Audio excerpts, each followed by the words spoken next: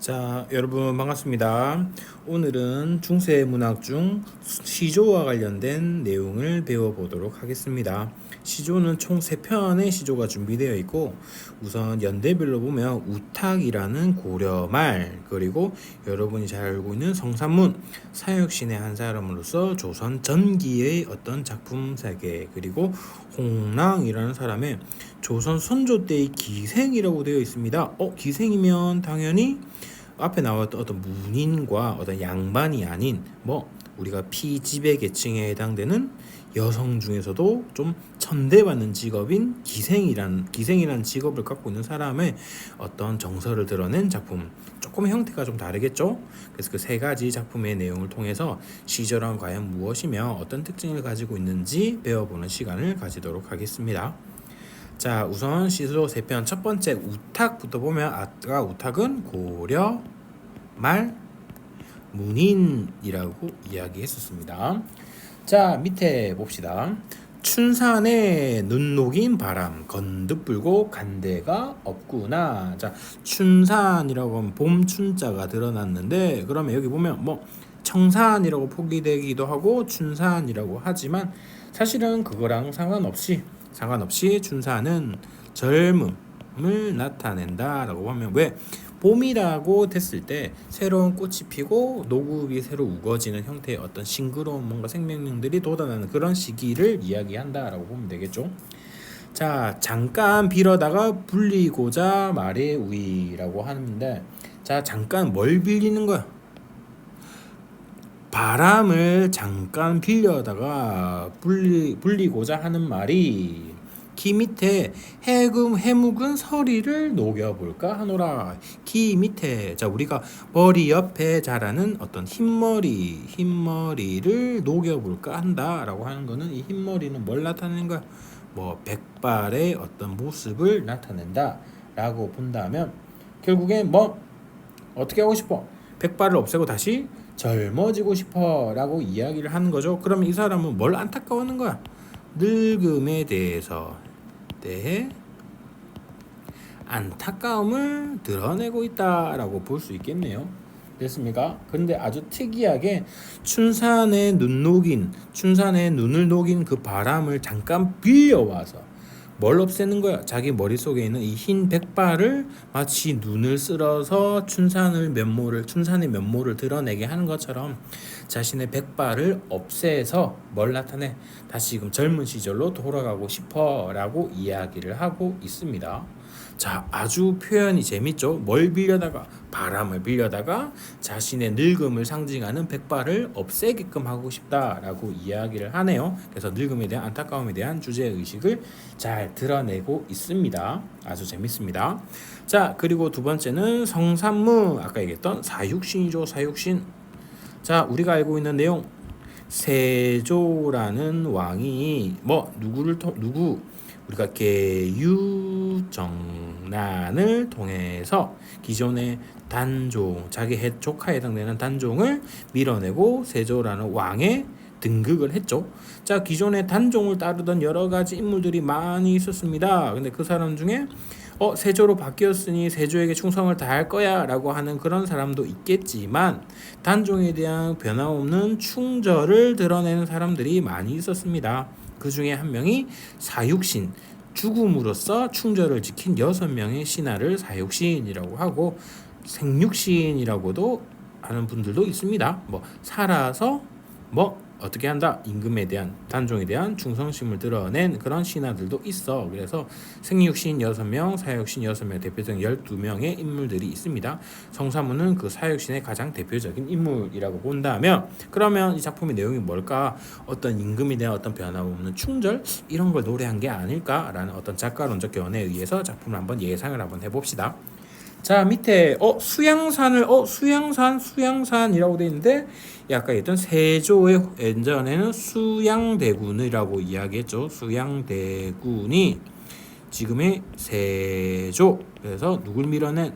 단종을 밀어낸 인물이라고 본다면, 진짜 수양산이라는 산을 의미하는 걸 수도 있고, 혹은 두 번째는 수양대군을 의미하는 일종의 중의적 표현이죠.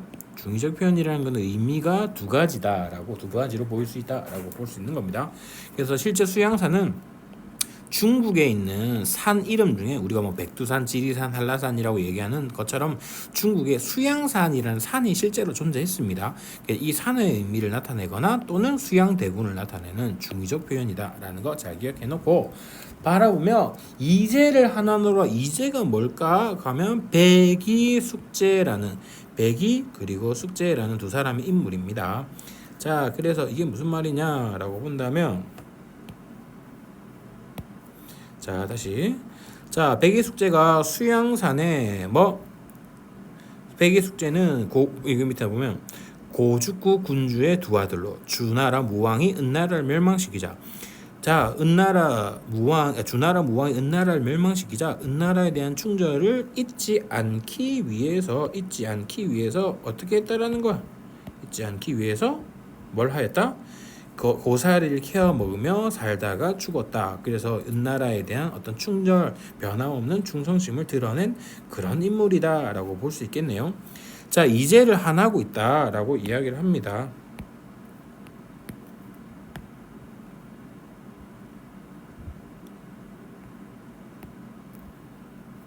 자, 밑에 봅시다. 주려 죽을 진들 채미도 하겠는가? 주려라고 얘기하는데 굶주려 죽어진들 뭐 채미를 하겠습니까? 라고 이야기를 한다. 잠깐만요, 여러분. 자, 그래서 굶주려 죽어진들 채미를 하겠습니까? 라고 이야기를 한다. 이게 무슨 말이냐? 내가 굶어 죽을지언정 너는 여기 이제는 아까 고사리를 캐어 먹었다 했잖아. 고사리를 캐어 먹은 것처럼 내가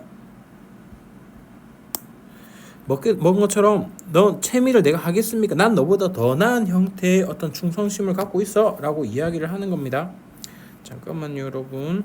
자, 비록 푸세의 것인들 보잘것없는 것인들 누구의 땅에 났는가?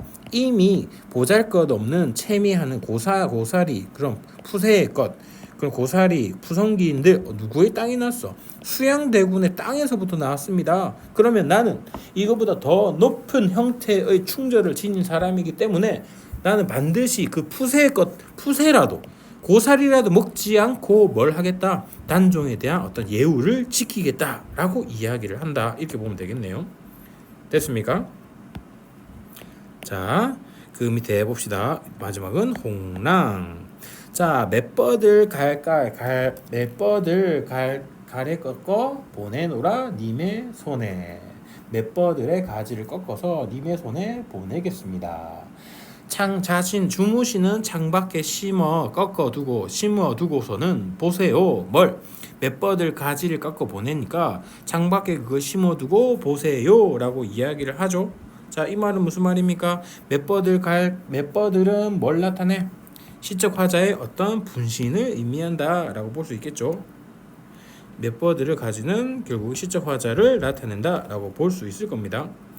자, 그래서 밤비에 새 잎이 곧 나거든 나인가 여기세요 라고 이야기합니다. 그래서 그 가지에 내가 만약에 나타나거들라 나인가 여겨주세요 라고 이야기를 하죠.